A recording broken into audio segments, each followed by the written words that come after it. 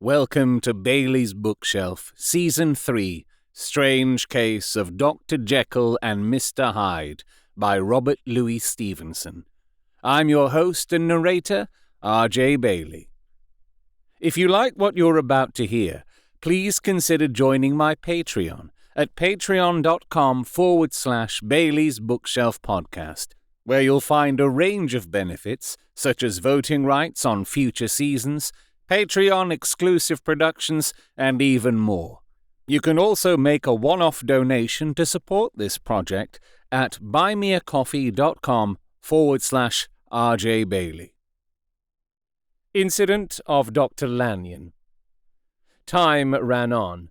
Thousands of pounds were offered in reward, for the death of Sir Danvers was resented as a public injury. But Mr. Hyde had disappeared out of the ken of the police, as though he had never existed. Much of his past was unearthed, indeed, and all disreputable. Tales came out of the man's cruelty, at once so callous and violent, of his vile life, of his strange associates, of the hatred that seemed to have surrounded his career. But of his present whereabouts, not a whisper. From the time he had left the house in Soho on the morning of the murder, he was simply blotted out, and gradually, as time drew on, Mr. Utterson began to recover from the hotness of his alarm, and to grow more at quiet with himself. The death of Sir Danvers was, to his way of thinking, more than paid for by the disappearance of Mr. Hyde. Now that evil influence had been withdrawn, a new life began for Dr. Jekyll. He came out of his seclusion, renewed relations with his friends, became once more their familiar guest and entertainer, and whilst he had always been known for charities, he was now no less distinguished for religion. He was busy, he was much in the open air, he did good. His face seemed to open and brighten, as if with an inward consciousness of service, and for more than 2 months the doctor was at peace. On the 8th of January, Utterson had dined at the doctor's with a small party. Lanyon had been there, and the face of the host had looked from one to the other, as in the old days when the trio were inseparable friends. On the 12th, and again on the 14th, the door was shut against the lawyer. "The doctor was confined to the house," Poole said, "and saw no one."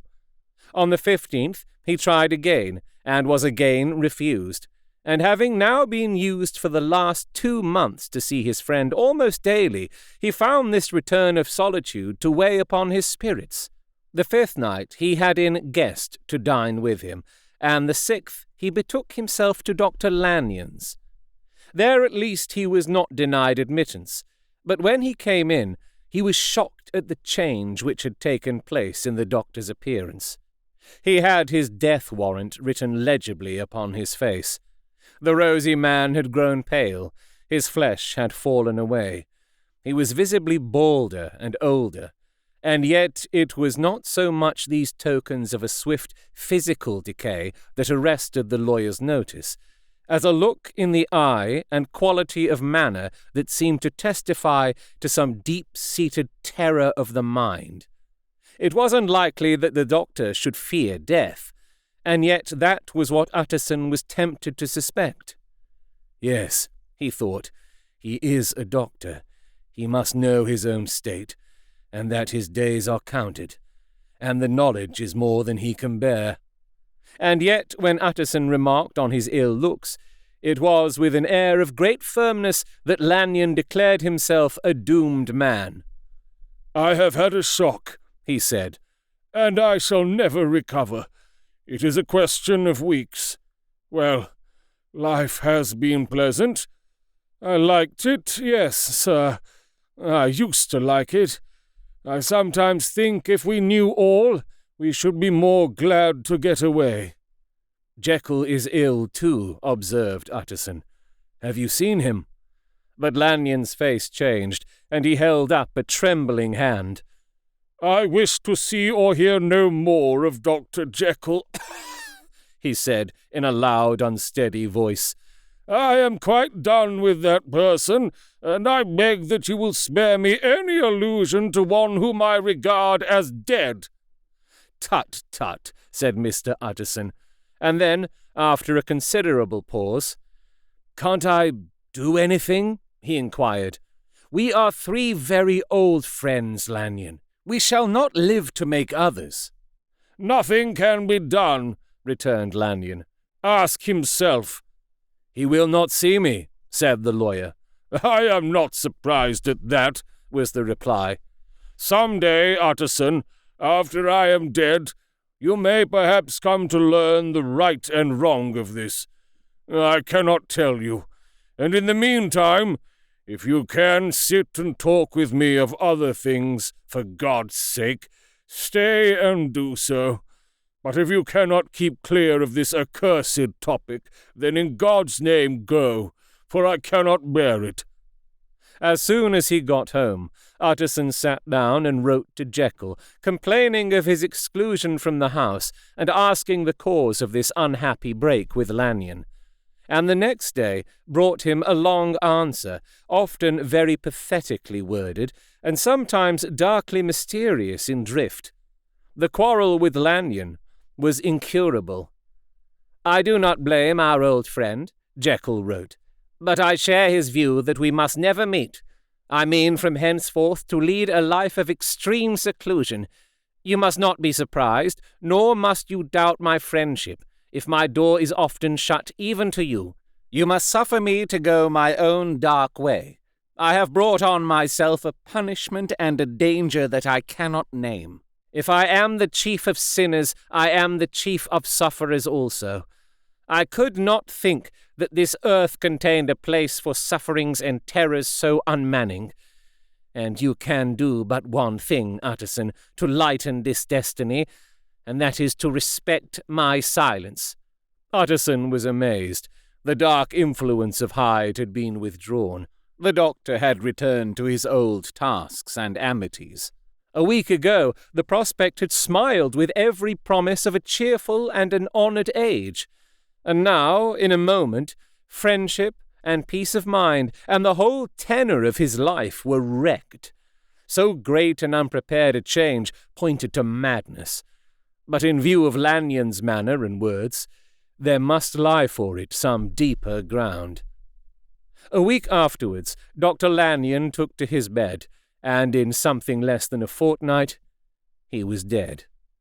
The night after the funeral, at which he had been sadly affected, Utterson locked the door of his business room, and sitting there by the light of a melancholy candle, drew out and set before him an envelope addressed by the hand and sealed with the seal of his dead friend. "Private, for the hands of G.J. Utterson alone, and in case of his predecease, to be destroyed unread."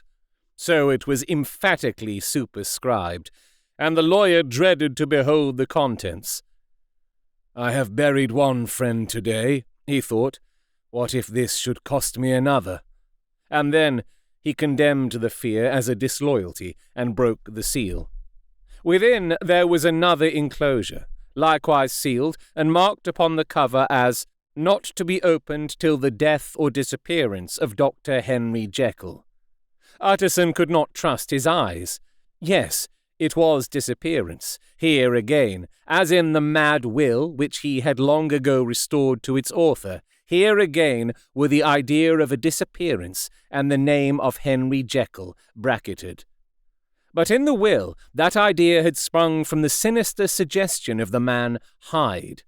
It was set there with a purpose all too plain and horrible.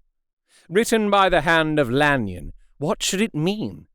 A great curiosity came on the trustee to disregard the prohibition and dive at once to the bottom of these mysteries.